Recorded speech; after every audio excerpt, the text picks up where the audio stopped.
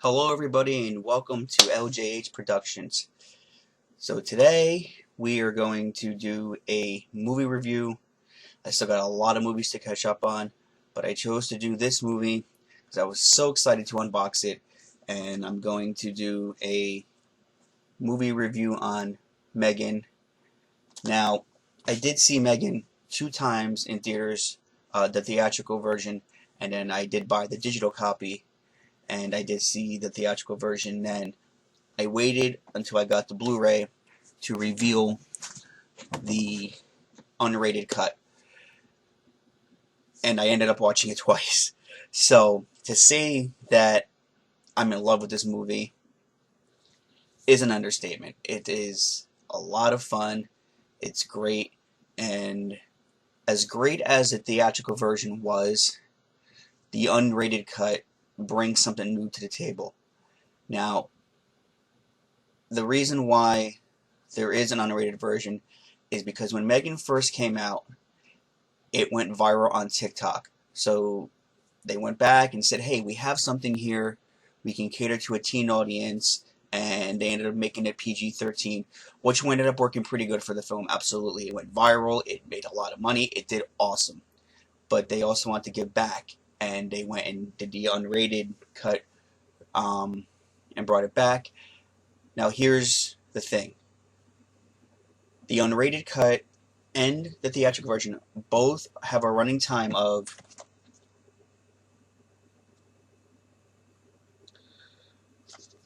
where is it? An hour and 42 minutes. So what they did was they just went back and they cut out some of the gore for the theatrical version and some of the cursing and stuff like that, and then they put it back in for the Blu-ray and the digital as well. But I still chose to watch the theatrical version until I got the Blu-ray. But here's the thing: putting the blood and gore and whatever cursing they took out made this an entirely different film. I feel like the blood and gore really did add more to it.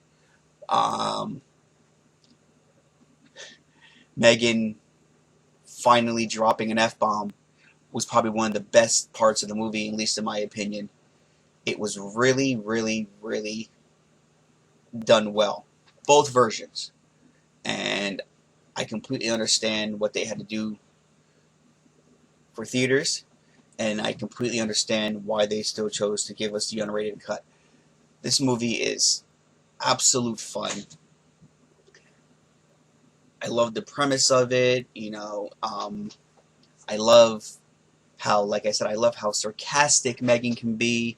I love how she's learning just as much as everybody else, but takes it to a different level and sees things in a different way. So what I mean by that is, Gemma is a toy maker, and she's really good at her job, but she's ahead of herself.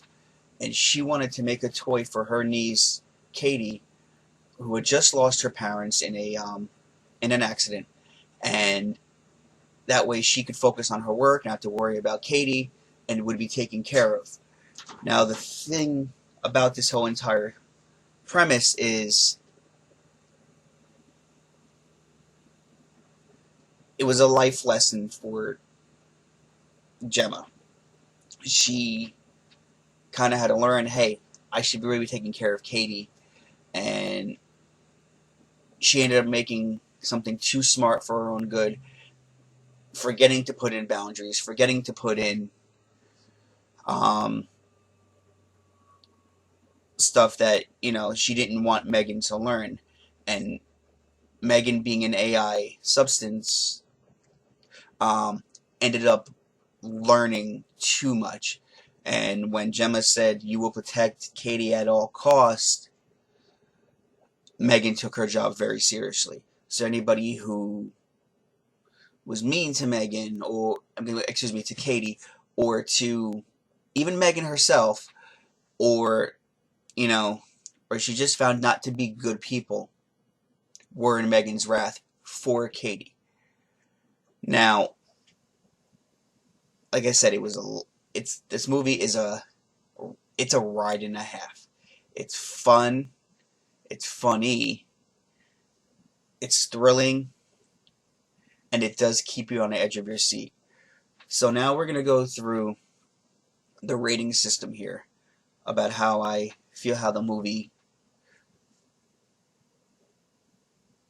is in each category. So we're gonna start with comedy. Comedy wise, it's a solid 8. You know, there's a lot of great lines from Gemma's boss. There's a lot of great lines from some of the other cast. But the real star of this film, as far as a comedy wise, is m3gan. She just learns to be so sarcastic, and she's so much fun with her responses to certain things and how she's learning. It's really, really, really fun. Action wise, I give it a solid 7. And the only reason why I get to 7 is because the action in this movie is not like, you know, like action like blowing stuff up or stuff like that. But it does a good job of building to what could possibly happen in the film. So that's why it gets a solid 7. Drama. Drama wise, I'm giving it a solid 8 because I feel like it really tells a great story on how Gemma and Katie have to learn to live together, to like one another more, and to be a family. And they discover that m3gan is not really the answer for that. They have to do it on their own. With the loss of Katie's parents, I believe it was m3gan's sister. I mean, excuse me, not m3gan's sister, Gemma's sister. That's why it's her niece. But they finally learn to be a family and how to coexist with that, knowing that they don't need m3gan.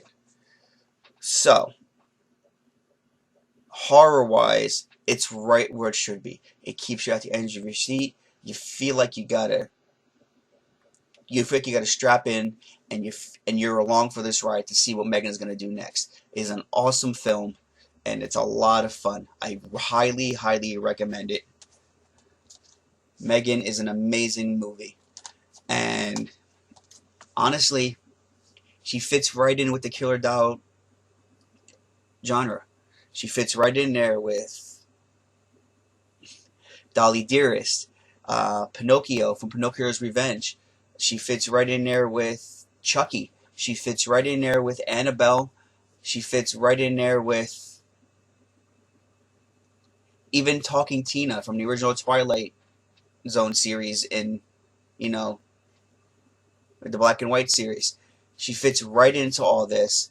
And she even gives AI Chucky, that came out first, to remake the Child's Play, a run for her money. This doll is here to stay.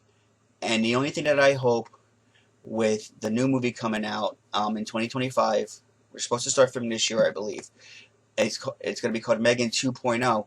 The only thing that I hope is that they realize that this audience that they cater to is now going to be older, and they can get away with making their theatrical release rated R. And I think they will go in that direction.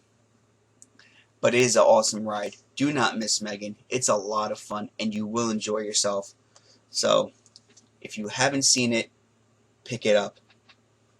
If you have seen it, watch it again. And enjoy m3gan for what she is. And she fits right into the killer doll horror genre perfectly. And one of these days, because she's a universal property, I hope, fingers crossed, Jason Blum, if you're listening, Don Marcini, if you're listening, I would really love to see a m3gan and Chucky crossover, because I do think seeing Chucky, Tiffany, and m3gan on screen could be hysterical and a lot of fun.